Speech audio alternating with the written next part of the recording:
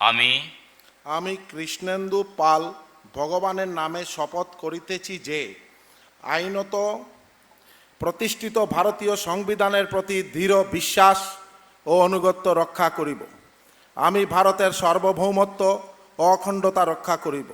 আমি আসাম রাজ্যের মন্ত্রী হিসাবে আমার কর্তব্য বিশ্বস্তভাবে ও বিবেকপরায়ণতার সহিত সম্পন্ন করিব এবং আমি ভারতীয় সংবিধান অনুযায়ী ভয়, অনুগ্রহ, প্রীতি বা বিদ্বেষ মুক্ত থাকিয়া সর্বশ্রেণীর লোকের প্রতি ন্যায় আচরণ করিব।